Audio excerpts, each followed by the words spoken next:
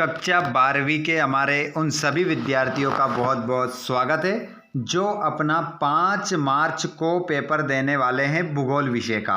भूगोल विषय का जो पेपर है बच्चों आपका 70 नंबर का रहता है और टोटल क्वेश्चन आते हैं 20।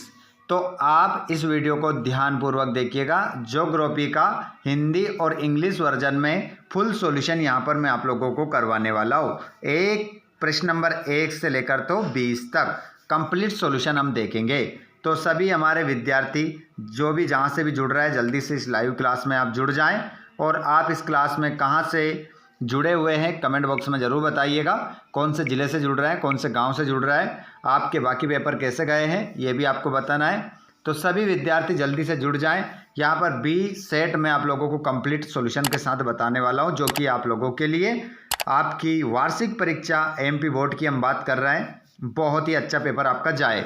चलिए समय बर्बाद ना करते हुए स्टार्ट करते हैं हम प्रश्न क्रमांक पहले से।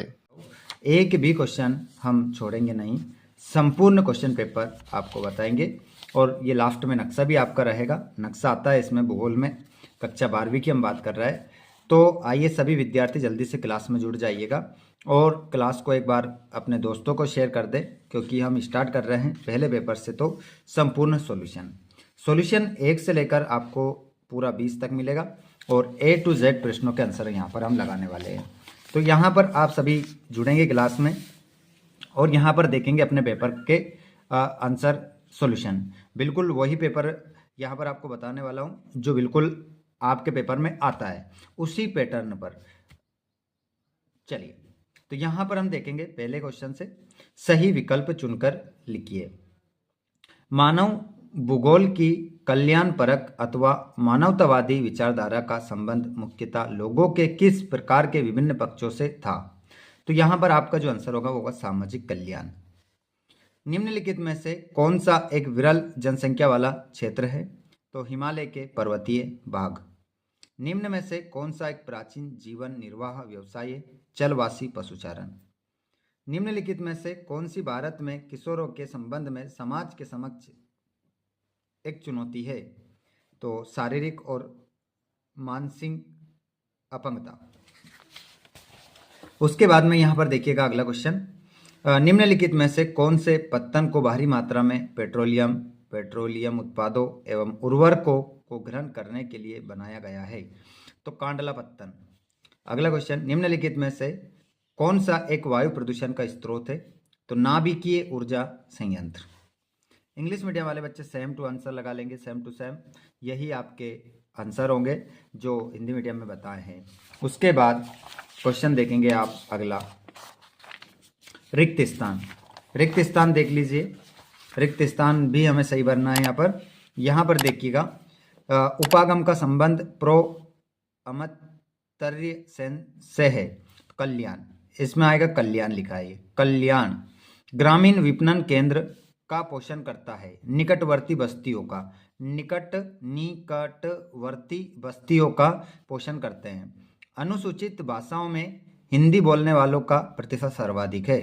और ऋतुओं में बिना सिंचाई के खेती करना कठिन होता है। ग्रीष्म ऋतुओं में।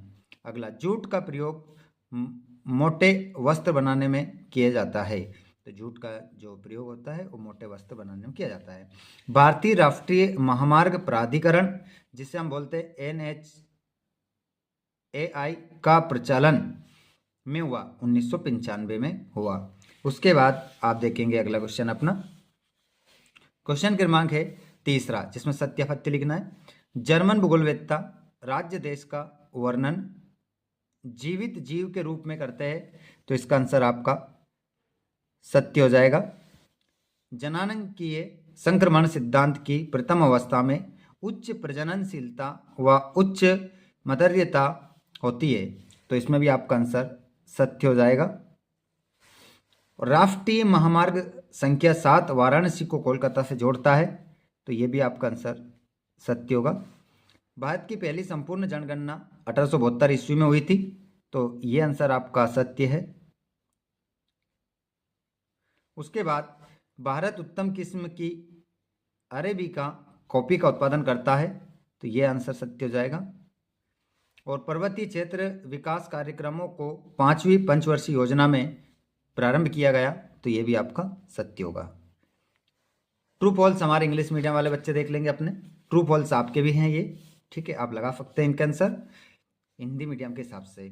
पहला वाला आपका ट्रू हो जाएगा, दूसरा भी ट्रू होगा, तीसरा आपका फॉल्स हो जाएगा, उसके बाद चौथा ट्रू हो जाएगा, पांचवा भी ट्रू हो जाएगा।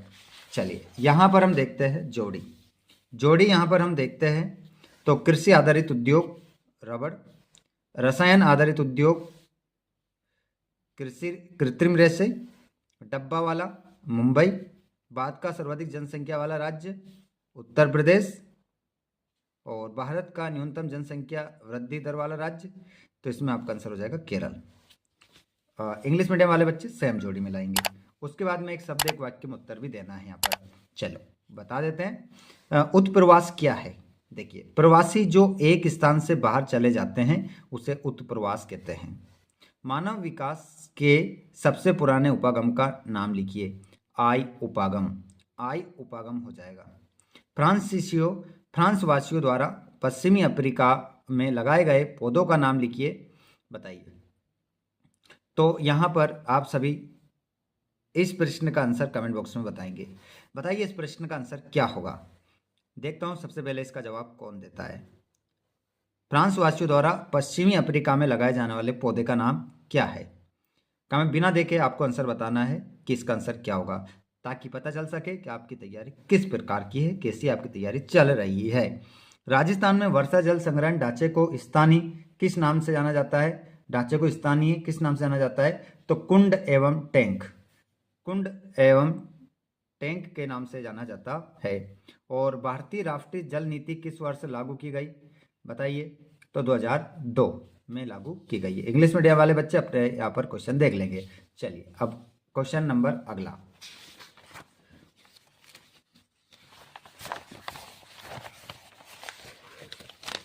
यहाँ पर क्वेश्चन देखेंगे अब हम 2-2 नंबर के, 3-3 नंबर के और 4-4 नंबर के। पर्यावरणीय निश्चयवाद क्या है?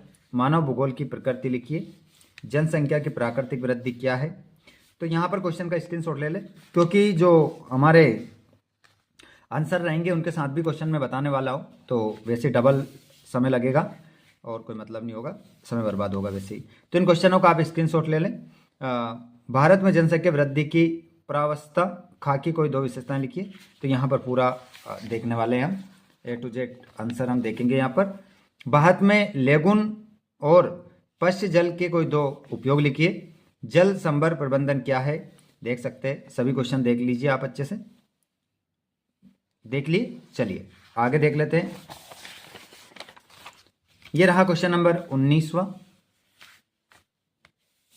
ठीक है। मिश्रित कृषि का क्षेत्र, विस्तृत वाणिज्य अनाज कृषि क्षेत्र, Yokohama, Buenos Aires, Saint Petersburg, ये देख सकते हैं सभी, ठीक है। उसके बाद में ये रहेगा 20वां क्वेश्चन, जो लास्ट क्वेश्चन रहेगा। ये देख सकते हैं, ये भारत के मानचित्र में या विश्व के मानचित्र में हमें दर्शाना है। भारत के मानचित्र एवं विश्व के मानचित्र में ये दर्शाना है, ठीक है। तो यहाँ पर आप देख सकते हैं, ये रहा। चेन्नई किस राज्य में स्थित है ना? तो ये भी आपको बताना है। जामनगर तेल शोधन कारखाना किस राज्य में है? राज्य बताने। अंकलेश्वर तल क्षेत्र किस राज्य में है? रत्नागिरी किस खनिज के लिए प्रसिद्ध है? मैकल पहाड़ी किस खनिज के उत्पादन के लिए जानी जाती है? यहाँ पर, ठीक है। ये पूरा क्वेश्चन पेपर आपका हो जाता है। चलिए अब देख लेते हैं हम इनके आंसर।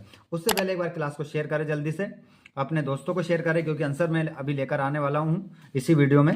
अब आगे हम आंसर की ओर चलने वाले हैं। एक बार क्लास को शेयर कर दें, पीडीएफ आपको मिल जाएगा। कहाँ मिलेगा? वीडियो के लास्ट में मैं आपको बताने वाला हूँ। तो एक बार क्लास को शेयर कर दें जल्दी से। जिसने चैनल को सब्सक्राइब नहीं किया, चैनल को सब्सक्राइब भी कर लो, और वीडियो को लाइक नहीं किया हो तो इससे पता चलता है कितने बच्चे उपस्थित हुए वीडियो को देखने में। तो वीडियो को लाइक भी जरूर कर दीजिएगा। चलिए तो देखते हैं हम पहला क्वेश्चन, हमारा छठा वाला का आंसर। तो यहाँ पर आपके स्क्रीन पर जो क्वेश्चन आप देख रहे हैं, ये क्वेश्चन नंबर 6 है, 6 का आंसर है। यहाँ पर अभी मैं अतो वाला नहीं बता रहा हूँ आप लोगों को। क्वेश्चन है आपका पर्यावरणीय निश्चयवाद, तो इसको बता रहा हूँ, अभी ये वाला नहीं बता रहा हूँ, ठीक है। ये वाला नीचे से मैं बताना स्टार्ट करूँगा, हालांकि अतो वाला भी बताने वाला हूँ, लेकिन कुछ प्रश्नों के नहीं बता रहा हूँ।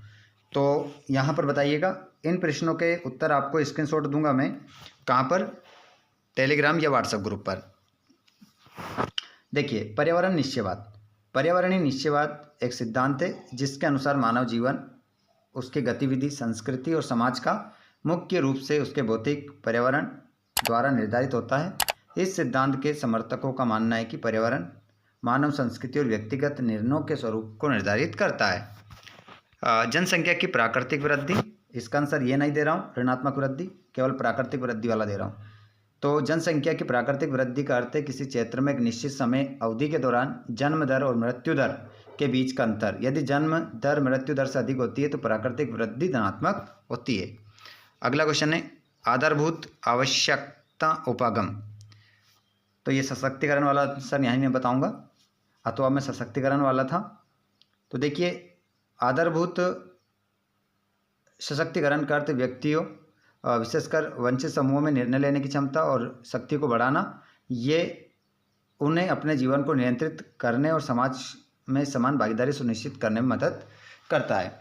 तो यहाँ पर जो क्वेश्चन नंबर 8 है, इसमें ये वाला छोड़ दिया हमने, ठीक है, और बता दिया कौन सा वाला, सशक्तिकरण वाला। ये वाला आंसर आपको यहाँ करवा दिया है। स्थानांतरण कृषि या सहकारी, तो यहाँ पर ये वाला छोड़ दिया है, सहकारी वाला देखेंगे।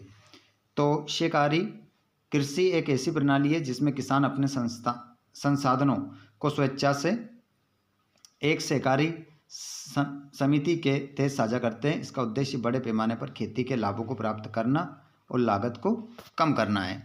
क्वेश्चन नंबर 10, प्रौद्योगिक नवाचार या छोटे पैमाने के उद्योग की विशेषताएं। तो ये वाला 18 है, यहाँ पर ये वाला बता रहे हैं। तो देखिए, ये उद्योग मुख्य रूप से स्थानीय संसाधनों और श्रम का उपयोग करते हैं। इनमें पूंजी निवेश कम होती है और ये अक्सर स्थानीय बाजार की ज़रूरतों को पूरा करते हैं।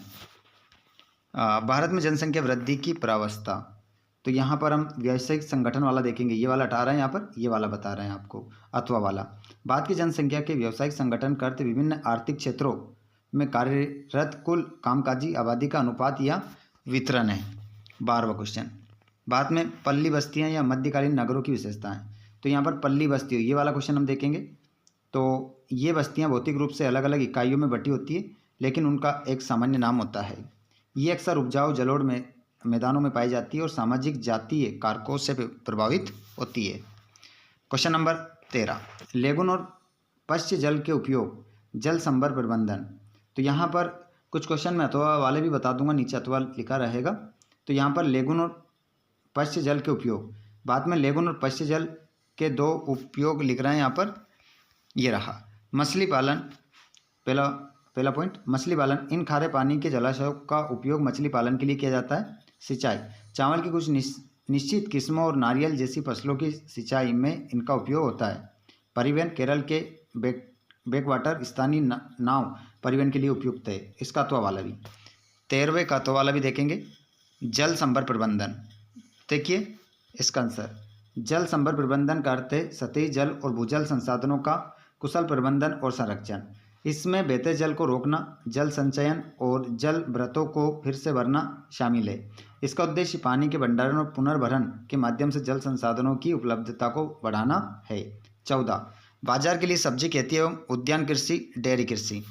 तो देखिए यहाँ पर बाजार के लिए सब्जी खेती एवं उद्यान कृषि की विशेषताएं।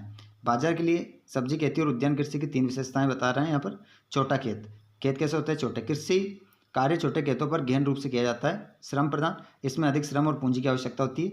शहरी बाजार, उत्पाद मुख्य रूप से शहरों में बेचे जाते हैं, शहरी बाजारों में। इसका तो वाला भी देख लो। डेयरी कृषि की विशेषता, तो ये इसकी विशेषता 3 बता देते हैं आपको। पूंजी प्रदान, इसमें पशुओं के शेड, भंडारण सुविधाओं और मशीनों पर भारी पूंजी निवेश की आवश्यकता होती है।